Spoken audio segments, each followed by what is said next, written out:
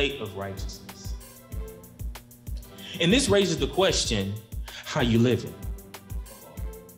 Because it's the righteous living that keeps the breastplate intact. If you look on the picture, the breastplate is just the armor right above, and it was meant to protect the heart of the soldier.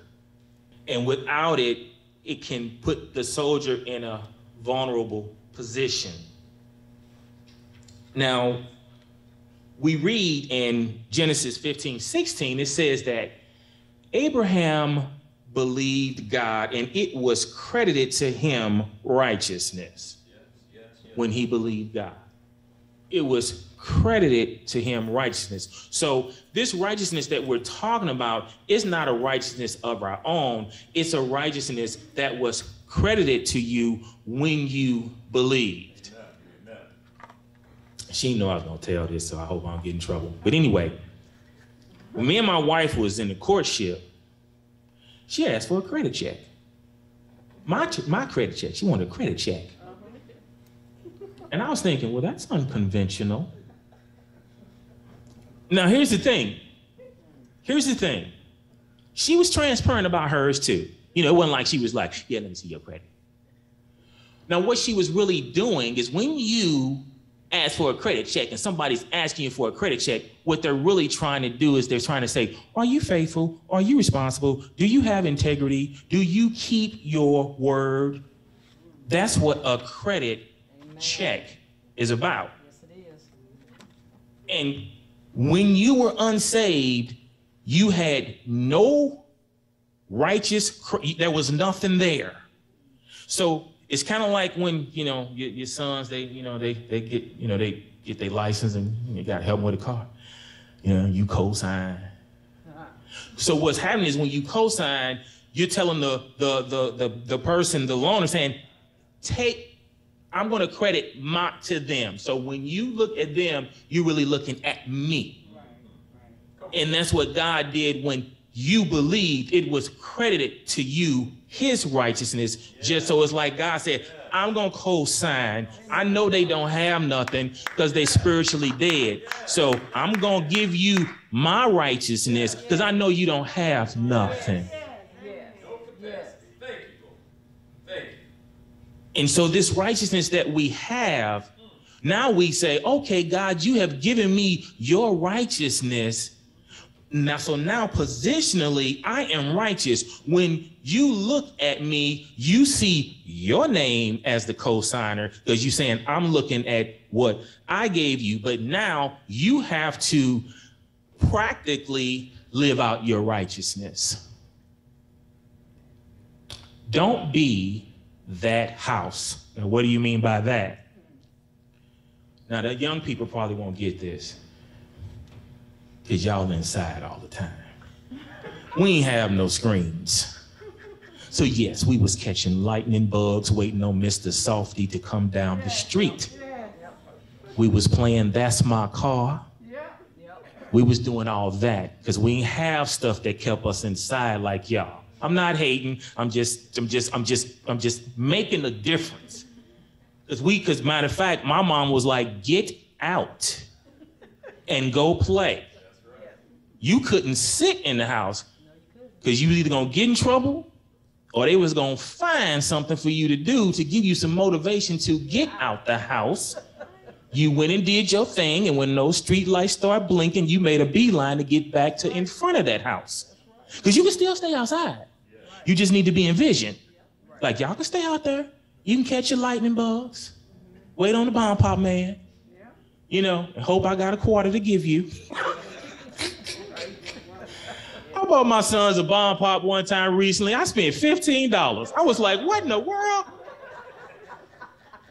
When I was coming up, this was 75 cents. Quarter for you, quarter for you, quarter for you. And it was the big red, white, and blue. Not these little bitty things they got going on that cost $5. I just wanted to give my sons an experience. I'm like, y'all, bomb pop man coming. Y'all go get a bomb pop. I want to show you my way of life. Let's go get a bomb pop, sons.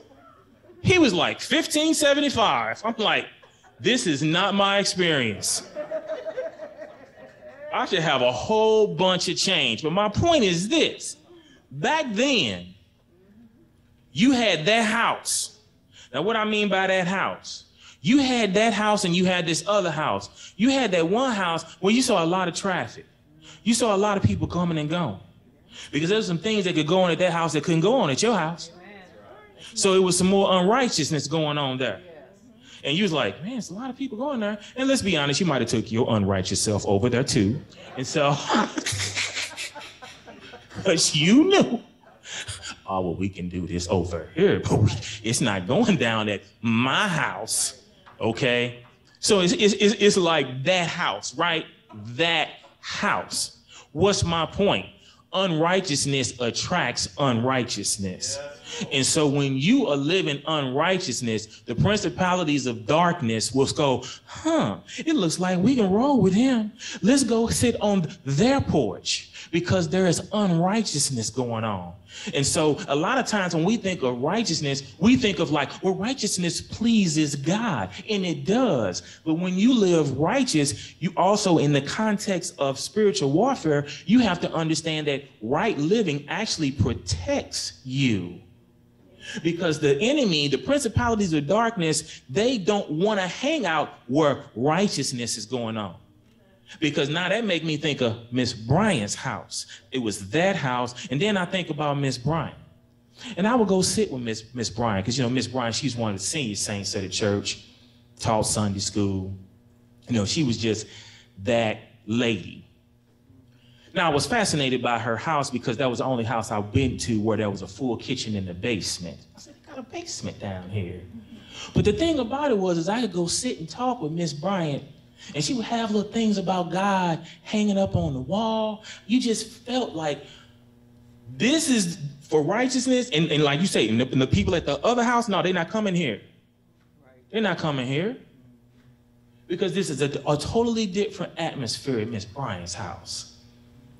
Because she decided she wanted to live righteous. So the question on the floor for you is, how you living? How am I living? Because when I live righteous, my breastplate of righteousness is intact. When I'm living unrighteous, it's kind of changy, you know, sloppy. It's not all together. And I am vulnerable when my armor is not working correctly. So when you think about the breastplate of righteousness, you can think of Proverbs 4:23, where it says, above all, guard your heart. That's why, young people, you got to do some things and make some decisions that you're not going to do because you don't want to put yourself in a position where your heart is not protected. That means you got to make some decisions of what friends you're going to hang out with. When they say over at that house, let's do this, you going to stay at that house or you going to go, no, I got to go home. That's why my sons, a lot of times, they couldn't understand when they was coming up. They're like, we want to go over there. You know, and all the other parents, they don't know nothing about it. You know, they're not, you know, we just want to go. But I was like, no, because I don't know if that's that house where unrighteousness can rule. They can come over here because I know what'll go on in here. Right. But you can't go over there because I don't know if it's that house. Come on, God. And you got to decide what house you're going to be. Are you going to be the house that attracts unrighteousness where the principalities of darkness say, oh, we can roll with them? Come on. Or are you going to be the house that says, like Miss Bryant, no, we can't go there. Too much righteousness going on there. Righteousness is like a repellent for the enemy if you're going to live righteous.